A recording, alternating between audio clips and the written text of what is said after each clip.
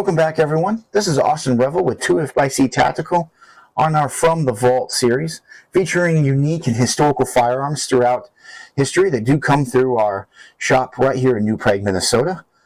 We're very excited to bring to you guys today a rifle that probably deserves no recognition just because everyone should know what this one is. But if I flip this around, actually, I guess that will make it a little bit more obvious. But the little trap door here, side gate loading, should give it away.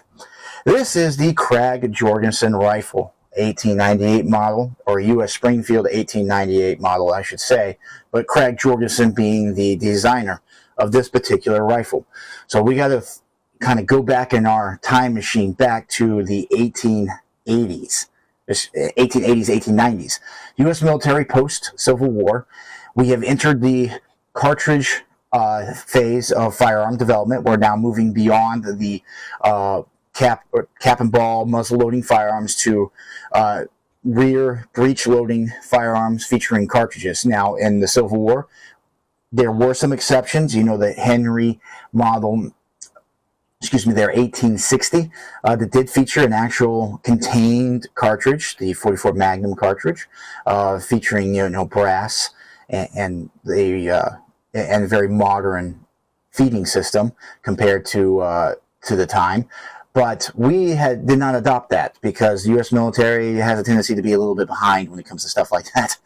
We adopted the post-Civil War. We adopted the Springfield 1873 trapdoor. It was a single-shot trapdoor loading rifle, kind of par for the course though for militaries throughout the world at the time. The British would have the Martini Henry, again a trapdoor single shot rifle that they would use all the way up through the early 1900s.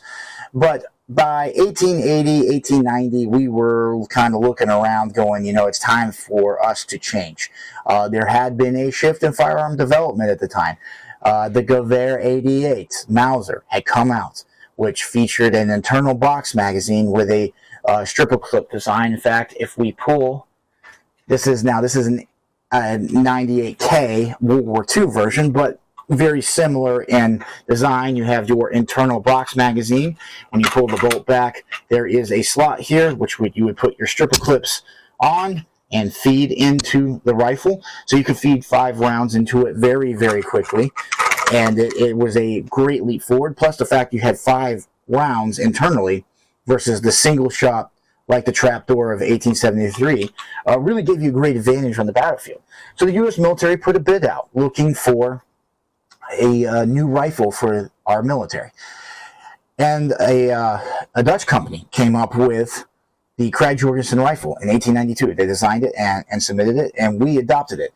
It does feature Mauser features, but isn't a true Mauser in the sense that it doesn't have the box magazine like the 88 would have in later the 98, and it doesn't feature a stripper clip fed design. So what do I mean by that? So when you look at this gun here, there is a gate right here that you would pop open. It's a little tight, like that, and you would single load your cartridges right into there here. Now they would, once you're loaded, feed up into the bolt from this internal magazine right here, but you did not have a stripper clip design for this.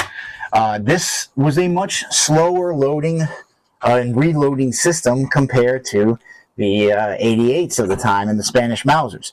Now this particular rifle would end up serving in the Spanish-American War of the early 1900s, and this is where we really started to see some of the flaws in the design. Now, so the U.S. military did actually look at the Gewehr 88 as a possibility for the replacement of their 1873 rifle. They decided not to adopt it, and they specifically went with this side gate loading design because it was slower to load. And you go, well, that doesn't make sense. Why would you do that? Well, they were in cost-cutting moves. They were looking at, well, how do we give us a rifle that does have a decent rate of fire, but is slow enough to make the soldier shoot a little bit slower to save money on ammunition cost. That's seriously, that was part of the whole design concept. And this was a great disadvantage of ours in the Spanish-American War. You could do about 20 or 30 rounds a minute with this thing, where the Gewehr was almost twice that. Just because it was quick loading with that stripper clip. So we actually were at great disadvantage in hindsight in the Spanish-American War. Now, of course, we would end up winning that, hence why we still have Guantanamo Bay and a few other territories throughout the world because of that particular conflict.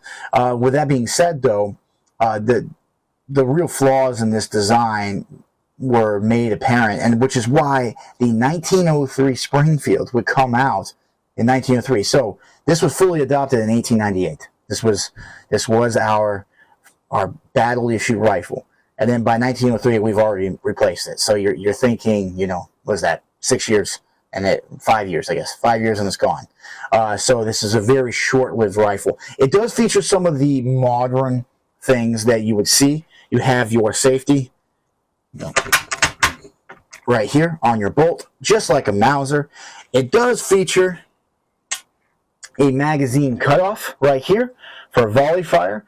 This is a bit of an antiquated idea. This would carry over, though, into the Springfield 1903. This idea where you could just cut off the magazine and your single loading cartridges into the gun, and you would fire upon command of your officer before he said fire at will, at which point you would flick it off and just fire the cartridges within your gun. This, again, very antiquated, and honestly, this was outclassed the moment it was designed. So the Gewehr 88 was invented in 1888, went into full production, and was the standard issue Mauser for most of Europe, actually, at the time. And this one, being developed in 1898, was kind of well behind the times. When we look at the Springfield 1903, which I have right here, you will see that there are some similarities in the bolt design. You will see the typical Mauser. You got the safety here. You got your magazine cutoff right here. This is an A2 model. This one is from 1916, or 1918, excuse me, 1918. So this is an earlier model. And some of this stuff would go the way of the dodo, as they say, when it comes to World War II. Now, these rifles were very long. Again, kind of sticking with the era in terms of the overall design of these rifles. If you look on the side here, you won't see Krag-Jorgensen written. You'll see Springfield model 1898 with the U.S. stamp, for the U.S. property mark stamp right there. These rifles were not the choice of rifles for, say, the Heritage Rough Riders, right? Or not just the Heritage Rough Riders. That's a gun. The Rough Riders, Theodore Roosevelt's Rough Riders, these were not the guns that they would use. They were volunteers that came in, so they were allowed to bring their own firearms, and they tended to prefer lever actions, Winchesters and Henrys, a much superior choice. Custer would find out about that too in the late 1880s, but we won't get into that. But anyway, having something like this coming through our shop is just really, really awesome. We actually have several of these in at the moment. We have, I think we have 4 of them. And they range from 1898 all the way up to 1900. This particular one is a low serial number one. This is an 88,000 serial number. So this one is in the first year production, 1898, which does make this an antique. It's not considered a firearm by federal standards. It's considered an antique. Anything 1898 or older is an antique, where 1899 and newer is a firearm. That is just how they decided to cut it off. I don't have a full explanation for that.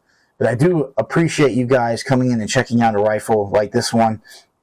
Even though it was in it had a very short service life, it's still a very cool piece of military history.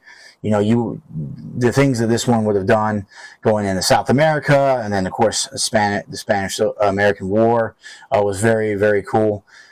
But we do hope you come back. We got more coming. We always get these historical guns in, and up next, we have a very exciting one. We have the Arisaka carbine coming up here that we were very lucky to have come in. But please like, comment, and subscribe, and we'll see you then.